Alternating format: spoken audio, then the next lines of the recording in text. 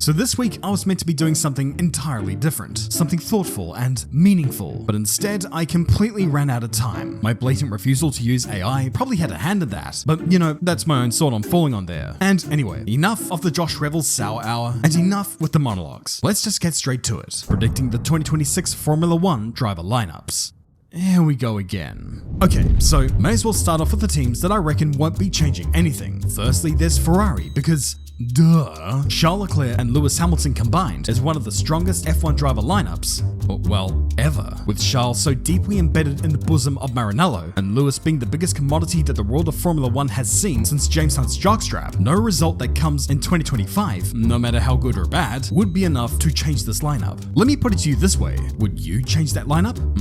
I didn't think so. Although, there is that one guy. Over in Woking, the McLaren duo of Lando Norris and Oscar Piastri won't be changing either because why would they? The team themselves have a happy medium with these drivers. If one of them isn't quite up to the job on the day, the other one tends to pick up the pieces, and the drivers are in a team that is white hot right now and could easily help shepherd them to a World Drivers' Championship, provided they can hold on to their pole positions beyond turn 1 this time. Sauber, who by this time will become Audi, will keep Nico Hülkenberg and Gabriel Bortoleto for next season, as they're not typically a team to cut bait with their drivers after only one season. It does happen, but not a lot with this particular team, and I doubt that Hulk or the born-again Bernoldi will drown enough to warrant a swap anyway. For 2025, Haas have a very promising lineup in Esteban Ocon and Ollie Behrman. I'm gonna guess that this will be very happy hunting ground for Ocon, and that the Bear is unlikely to move out of this team until Ferrari need him once one of their seats becomes available in 2027. That's right, a prediction within a prediction.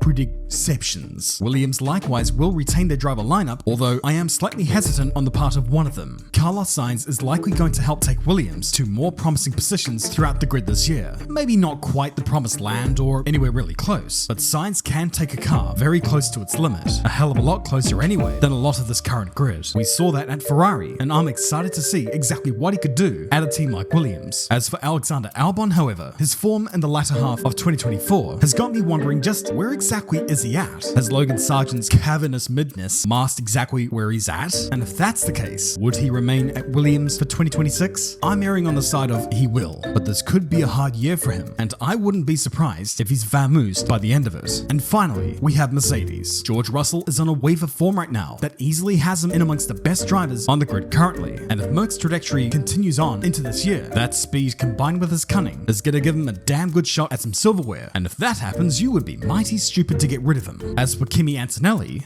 well, I'll just let this year do the talking for him.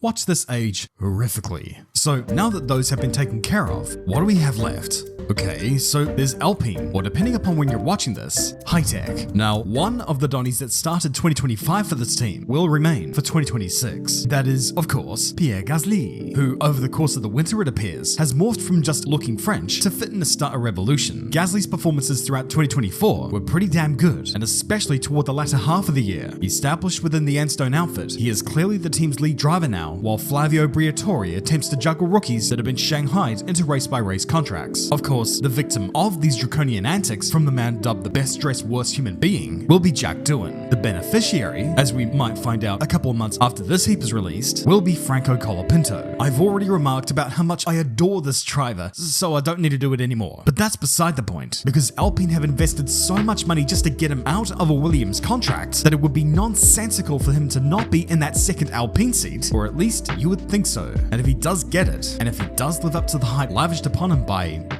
me, don't be surprised if he's still there for 2026. It wouldn't surprise me either if Lance Stroll was still at Aston Martin for 2026, because, you know, nepotism. But guess what? I'ma heave some hopium here. I am hoping that Big Daddy Lawrence finally gives up the ghost and puts Lance into the World Endurance Championship in the Aston Martin Valkyrie hypercar. And this ain't about hate piling on dear old Sir Lancelot. It's about accentuating his particular strengths and to end the suffering, and to take his place to partner Fernando Alonso in that second Aston Martin seat for 2026 would be Yuki Tsunoda. His abilities behind the wheel do make him a commodity, but it's his connections with Honda that ultimately are the ace card in the deck for Yuki here. Now, yeah, I know I predicted that last time, but you know what they say, a broken clock is right twice a day.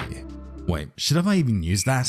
Anyways, this prediction is a long shot. It requires more than one thing falling into place. I acknowledge that, and perhaps it is one of the more asinine predictions on this list, but at least he will be free from the shackles of the Red Bull program that had committed the terrible atrocity of looking over him for a 2025 promotion. A promotion that was instead afforded to Liam Lawson, who was set to partner Max Verstappen for 2025. Am I sour over the decision? Well, yes, because Yuki was hard done by. He deserved that shot, 100%. But also I'm not so sour because God defend Aotearoa, brother. Although unlike some of our media over here, I'm not totally delusional with my expectations. It is a total lion's den that Liam is walking into here, and not a lot of people are predicting he will survive. For 2026, however, I am predicting that he will stay in the team and that they will retain the lineup from 2025. Wait, hold on. If that's so, why didn't I mention this earlier with the other unchanged lineups? Well, why indeed? Remember, this is Red Bull we're talking about here. Loyalty means about as much to them as safety standards do to Boeing. The difference is that former Red Bull juniors don't typically get whacked, but there is one guy that they will remain loyal to, and for good reason. You could travel through a million universes and in not one of them would you find a reason to get rid of the Flying Dutchman. He will remain in that Red Bull seat as long as they give him a decent enough car, and as long as he can refrain from emulating his sim racing gymnastics. There is a lot of conjecture about whether he will switch to Mercedes or more likely Aston Martin for next season, and while that's not totally out of the question, I don't know if we'll see that happening just yet. But the case of that second driver, Liam Lawson, well, I do reckon he will start that 2026 season with Red Bull, for reasons that I'll get into in a couple of weeks. But there is an asterisk here, for you see, at some point during the season, if Max does end up staying there, I can see Liam being dropped back down to the sister team in lieu of one of their drivers. It might be due to underperformance, or it might be due to internal politics within that camp.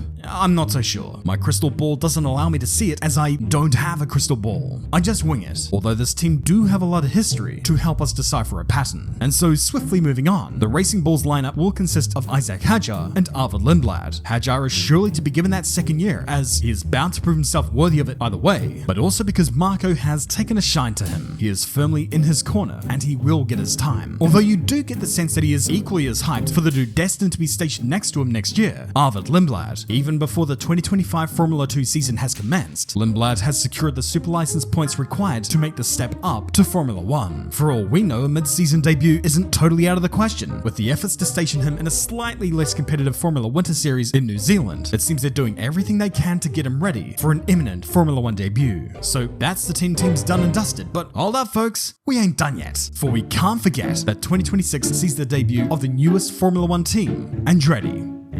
Cadillac. This marvelous Trojan horse means 2 more opportunities will open up for young, aspiring racers to cut their teeth in the pinnacle of motorsport. After years of lack of opportunity, now here it is. 2 more pathways to the big show. And I predict that the first of these youngins to join this team will be Sergio Perez. As harebrained as that may seem given how badly he drowned at Red Bull, Checo brings 2 valuable things to a new prospective Formula 1 team. Firstly, there is his experience. Rubbish his Red Bull days all you want, but before them troubled times, he was a damn solid driver on that grid. And having the experience of 14 years in the sport, coupled with knowledge attained at a top team such as Red Bull for a handful of those years, makes him a valuable enough asset. And in the event that Cadillac design a shitbox, Checo has historically been very good in cars that aren't very good at being cars. He is the modern day Giancarlo Fisichella after all. But perhaps the most important thing that he brings to the table is his marquee value. He brings coin to the table. He has an array of sponsors that could bring him in a very comfortable amount of money to any team that wants to take him on. And I got a feeling that General Motors are